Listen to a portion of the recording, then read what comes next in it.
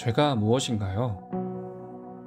안녕하세요. 오늘은 소요리 문답 제14문 죄란 무엇인가에 대해 살펴보려고 합니다.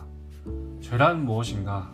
사실 우리는 기독교 신앙에 대해서 생각할 때 은혜, 사랑, 구원과 같은 주제가 중심적인 주제라고 생각하고 이러한 주제에 대해 더 관심을 가지고 배우려고 합니다.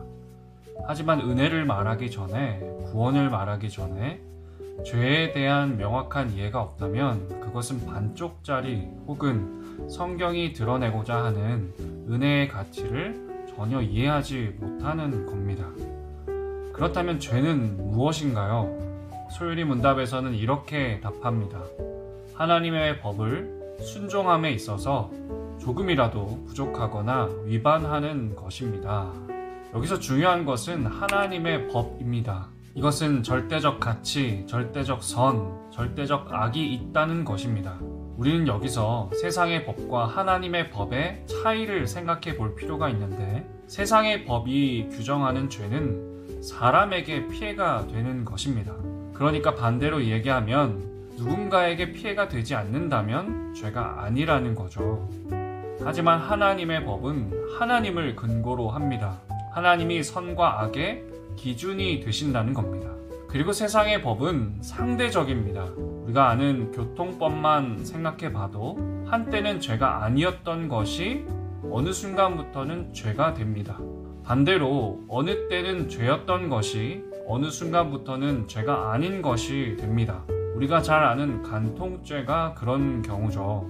이처럼 세상의 법은 그리고 세상의 법이 규정하는 죄는 그 시대의 철학, 문화, 사회적 분위기에 따른 어떤 합의에 의해 바뀐다는 겁니다. 하지만 성경은 절대 도덕, 절대 가치와 같은 절대적 기준이 있다라고 말씀합니다. 그것이 하나님의 법입니다. 만약 이런 절대적 기준을 불합리하다고 생각하거나 부정한다고 하면 사실 그것은 지난번에 배웠던 한 분 하나님을 부정하는 것이고 하나님의 법보다 우선되는 우위에 있는 무엇이 있다고 믿는 겁니다. 소요리 문답에서는 하나님의 법을 순종함에 있어서 그것을 위반함을 넘어서서 조금이라도 부족한 것 또한 죄라고 이야기합니다. 우리가 잘 아는 찬양 중에 완전하신 나의 주라는 찬양이 있죠. 하나님은 의에 대해서도 완전하신 분이십니다. 그렇기 때문에 완전하지 않은 모든 것은 죄가 되는 것이죠.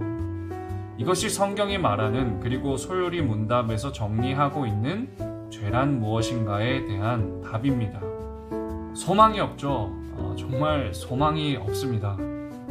이렇게 생각할 수도 있겠습니다. 이런 법을 만들고 지키라는 게 말이 됩니까? 이런 못 지킬 법을 주신 하나님은 정말 선하신 분이 맞습니까? 사랑하는 여러분, 성경은 우리에게 완전한 의를 행하신 한 분을 소개하고 있습니다. 그분은 완전한 의를 행하셨음에도 저주를 받으셨습니다. 우리의 죄 때문이었고 그분의 의를 우리에게 주시기 위함이었죠. 예수 그리스도, 우리에게 주신 하나님의 그 사랑을 우리가 깨닫는다면 우리는 하나님의 선하심을 감히 물을 수 없습니다. 오늘은 여기까지. 좋은 하루 되십시오.